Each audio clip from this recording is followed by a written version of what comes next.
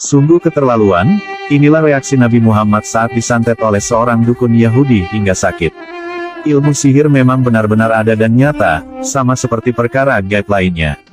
Di dalam Al-Quran Surah Al-Baqarah ayat 102 dijelaskan, yang artinya, maka mereka mempelajari dari kedua malaikat itu apa yang dengan sihir itu mereka dapat menceraikan antara seorang suami dan istrinya.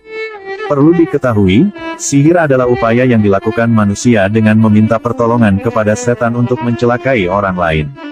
Ayat di atas mencontohkan bahwa sihir bisa membuat sepasang suami istri bercerai. Sebenarnya, praktik sihir sudah berlangsung sejak ribuan tahun yang lalu.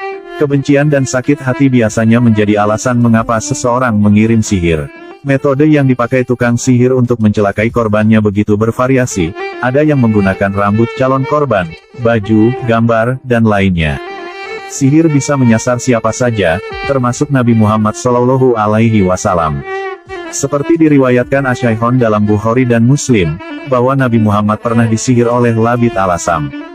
Dikisahkan, suatu ketika Nabi Muhammad pernah membayangkan telah melakukan sesuatu yaitu, berhalusinasi mendatangi istrinya satu persatu.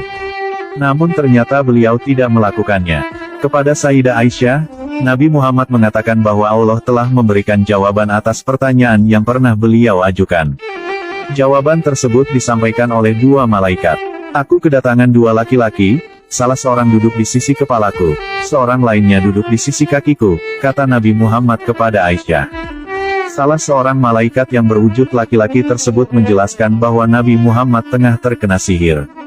Labid bin al-Asam adalah pelakunya.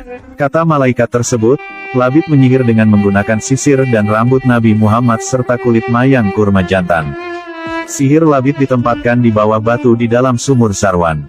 Maka keesokan harinya, Nabi Muhammad memerintahkan Ammar bin Yasir dan beberapa sahabatnya untuk mendatangi sumur Sarwan. Mereka mendapati bahwa air dalam sumur Sarwan berwarna merah kecoklatan seperti air perasaan daun pacar, sementara kepala mayangnya seperti kepala setan.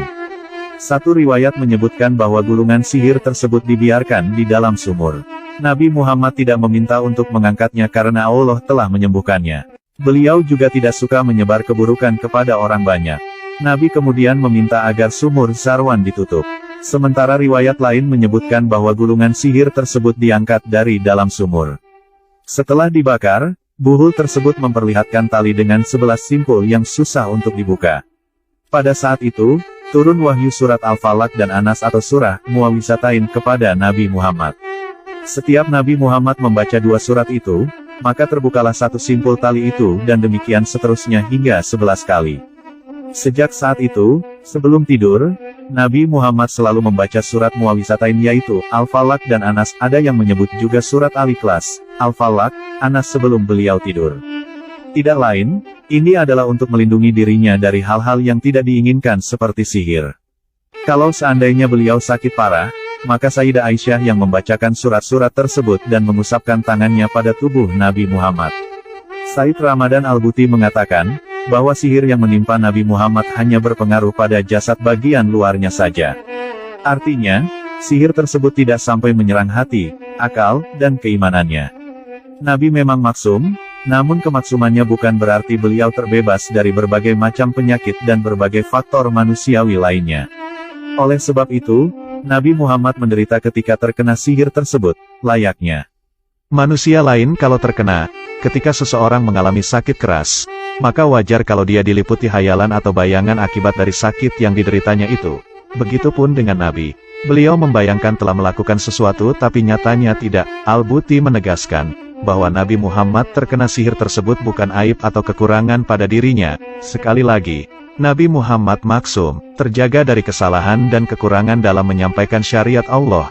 Namun, kemaksumannya itu tidak berlaku dalam hal-hal keduniawian seperti sakit, lapar, haus, dan lainnya. Dan mereka itu para ahli sihir, tidak memberi mudarat dengan sihirnya kepada seorang pun, kecuali dengan izin Allah.